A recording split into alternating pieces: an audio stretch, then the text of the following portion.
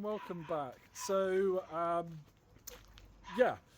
at the start of my training plan, and that means that I am full of excitement and I really want to get started, but I think it's important to temper my enthusiasm, curb my enthusiasm, because it's all easy just to go in deep end and say, oh, I'm going to be an Ironman, I need to do all these training sessions straight away. And then if you do that, you just end up with an injury. So that'll be, if you get injured, that's demotivating, throws you off the plan. And yeah, I don't want any of that, so nobody does. So I need to start building up the habits gradually. And I think that's going to be my immediate goal, is just to try and, doesn't matter what distances I'm doing at the start, it's just more about, okay, I'm going to go for a run 3 times a week or go to the pool twice a week, whatever it is. So just doing those small things I think will add up into making this training plan a lot easier to follow. So as some of you may know, I love my gadgets and gizmos. That means that I've got all the tech, and I've also got the software as well now to log all my activities. So I've got Garmin, I've got Strava, but the one that I really like the most is Training Peaks.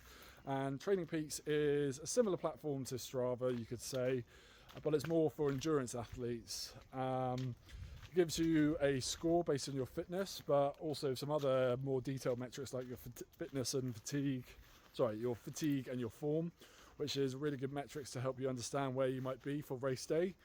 I find it really motivating to see that figure and that movement. It's the first thing I do after a run is to check this Training Peaks app and see what my score is like. It uses some sports science and some calculations to work it all out. I'm not going to go into the detail of it. You can read that all for yourself.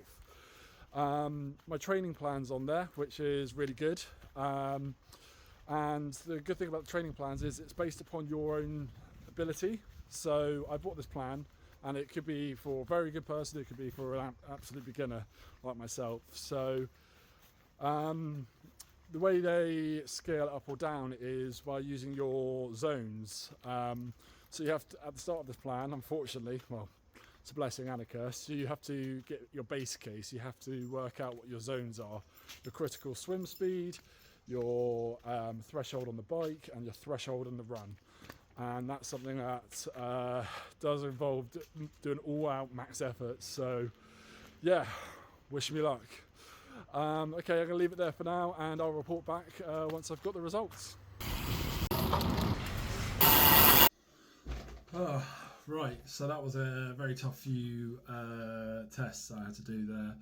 So now I've done them, I've got the results in, and I thought it'd be important to share so you guys can follow me and I can log this for myself about what my fitness is at the start of this, and we can do some more tests as we go through the training plan and see how everything changes.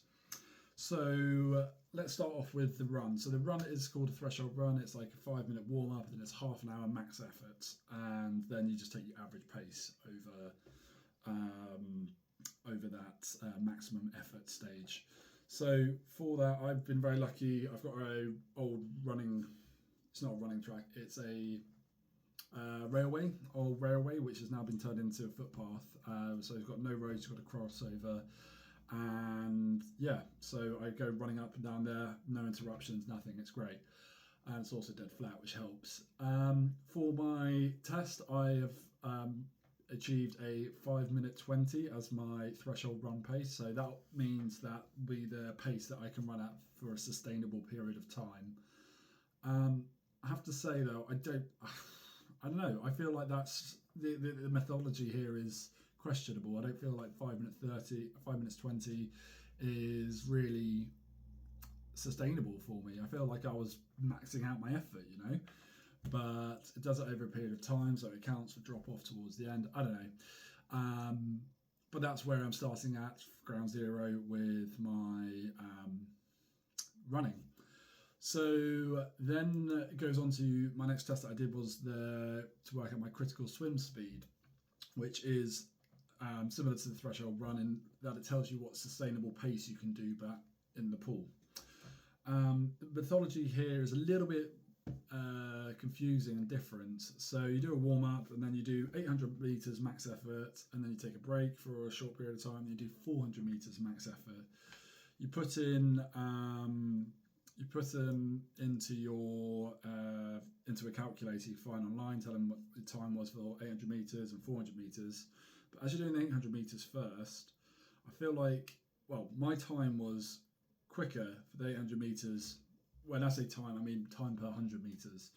My time for 800 was much quicker than my time for the 400.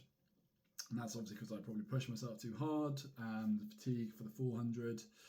But, you know, that's the reality of what happened for me. And the calculators throw out some really weird numbers when you've got results like that. So I'm not going to be able to reliably say that I can swim at 1 minute 15 or something like that. I'm not going to go into calculating it all again. I'm going to give myself a 2 minute 10 as my critical swim speed, because that is what my body tells me it feels sustainable. That's pretty quick, but I think it's something I'm able to hold on to for the duration of the race. But yeah, very big, very confusing. Wasn't totally happy with it. So we're just going to use perceived exertion and see what I can do from that. And then there is another test that I did, which is quite a famous one called the FTP, which is your functional threshold power. This is the amount of power, the physical effort that you're putting through your legs on the bike.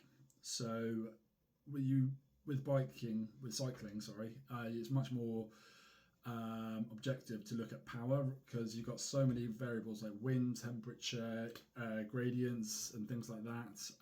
So power is much more reliable. It eliminates all of those variables and just tells you what your actual effort is going through your legs. So it's a new metric for me. I know of it. I haven't trained with it. I haven't practiced with it. So another thing that was new for me was using this bike computer, which has all the bells and whistles on it. It has navigation. I set navigation up when I was doing this test, but I don't think I hadn't researched this computer very well. I haven't practiced with this computer very well, and it meant that when it was coming up to a turn, I didn't know if it was going to alert me or not, so I was getting a bit nervous. So I was always having to double check that, make sure it was going okay. And also I didn't do the route planning very well. So I ended up doing this fitness test on the bike outdoors, which I prefer. I think is more realistic of race day. But I was going over junctions, and that was meaning that I was having to touch down, and that means no power, so that's going into my results. So very variable results from that, which I wasn't best pleased with. I think I needed uninterrupted routes, and that's why a lot of people do these on like smart trainers at home on a static bike, so you can just do that with no distractions and you get the same sort of numbers. You can put the efforts out, but I don't have that. That's an investment that I'm not prioritizing right now. But anyway, I did this test, so it's a 20 minutes max effort after doing a warm up. And yeah, I got a threshold power. Sorry, I'm just having to remind myself. It was 205. So that was, that I'm not feeling great about that, because another metric, this number kind of like trickles down to other numbers where people talk about like watts per kilo, and that puts my watts per kilo at 2, and that feels very low. That sounds very low, and I've told friends that, and they've just given me a very confused look, like that can't be right. So yeah, I know I carry extra timber, like I said, but I was hoping for a more impressive number, but again, it could just be to how I conducted the test. So, it's all up in the air on that one again, but I've got a base case. That's where I'm starting from. I now know that my training plans can be based around these, so it'll be more tailored towards my fitness area. So, time to get on to the next stage of the plan.